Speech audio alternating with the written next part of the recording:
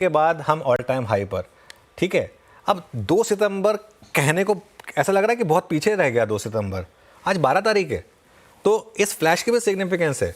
इसके बीच में trading days कितने हुए हैं 2 सितंबर से लेकर 12 सितंबर के बीच में? एक तो वीकेंड ही आ गया बीच में। मतलब कहने का मतलब ये है कि 4-5 दिन की भी करेक्शन आती है ना, लोगों का व्यू चेंज हो जाता है 4-5 दिन की करेक्शन में, कि बस अब मार्केट का टॉप बन गया। और ये कितनी बार आप सुनते आए हैं, अब मार्केट का टॉप बन गया, अब मार्केट का टॉप बन गया।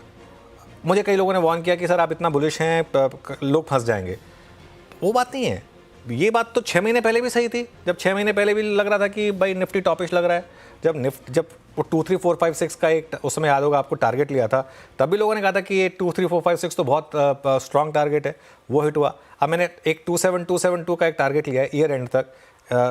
अब उसमें उस समय लग रहा होगा आपको कि अग्रेसिव टारगेट है। बात यहाँ पे अग्रेसिव की नहीं है।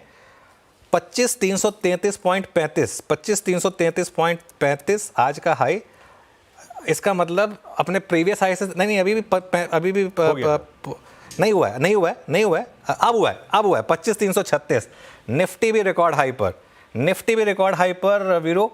और देखिए शो के शुरू में बात हुई थी कि आज ही आपको ऑल टाइम हाई दिख जाएगा, और हैरान मत होइएगा अगर आज ही आपको ऑल टाइम हाई दिख जाए तो लीजिए, मार्केट ने ऑल टाइम हाई लगा दिया। मतलब बस ये कहें कि ये एक मार्केट की एक दया है कि आज जो मांगा मार्केट ने वो दिया, निफ्टी ने जो मांगा वो दिया आज। बिल्कुल, Nifty at all time high Nifty. और एक बार जरा प्लीज़ बैंक निफ्टी लिखाइएगा, बैंक निफ्टी भी। अच्छा, अब अनुज, निफ्टी बैंक का I mean thanks to crude I think हमारे लिए बड़ा एक वो हेल्पिंग कैंडिडेट है। क्या ये आज की फोर्स जो निफ्टी पे थी, अब वो निफ्टी बैंक को भी इस कंसोलिडेशन जोन से बाहर निकल के लेके आ सकती है क्या? मैं इस समय फ्रैंकली बोलूं तो लॉस फॉर वर्ड्स हूँ वीरो इस समय। मतलब आप समझ में नहीं आ रहा कि क्या बोलें क्या नहीं बोलें। मेरा व्यू ये है कि बैंक निफ्टी में अभी भी काफ़ी डिफरेंशियल पेंडिंग है। और वो डिफरेंशियल देखिए, अब तक जो ट्रेंड रहा है वो तो यही रहा है कि निफ्टी पहले ऑल टाइम हाई हिट करता है, उसके बाद बैंक निफ्टी नॉर्मली फॉलो करता है।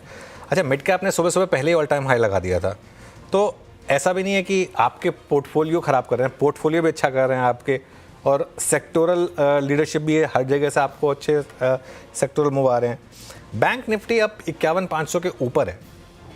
अगर हम 51,500 के ऊपर बंद हो गए, और मुझे नहीं लगता कि अब उसके नीचे हम बंद होंगे, अगर हम 51,500 के ऊपर बंद हो गए तो मुझे लग रहा है फिर जो बाकी की शॉर्ट कवरिंग होनी है ना, वो बैंक निफ्टी में होनी है। At the end of the day bank Nifty में देखिए शॉर्ट्स हैं, और बैंक निफ्टी में एक अच्छे कारण से शॉर्ट्स थे कि भाई बैंक निफ्टी अंडर परफॉर्म कर रहा था तो इसके लिए। लेकिन बैंक निफ्टी में जो बैंकिंग स्टॉक्स हैं वो सारे के सारे इस समय एक ही स्पेस है जहां पर मार्केट में वैल्यू है, वो है banking stocks, large cap banking stocks. चाहे वो HDFC बैंक हो, चाहे वो कोटक महिंद्रा बैंक हो, चाहे वो एक्सिस बैंक हो। एक सिर्फ ICICI बैंक को अगर आप छोड़ दें तो, और ICICI बैंक भी करेक्ट हो चुका है, टाइम करेक्शन तो आ चुका है, लेकिन एक बार के लिए अगर आप उसको कह भी दें कि वो अंडर वैल्यूड नहीं है तो भी, लेकिन बैंक निफ्टी के जो जितने बाकी सारे कंपोनेंट्स हैं वो इस समय ग्रॉसली अंडर वैल्यूड है।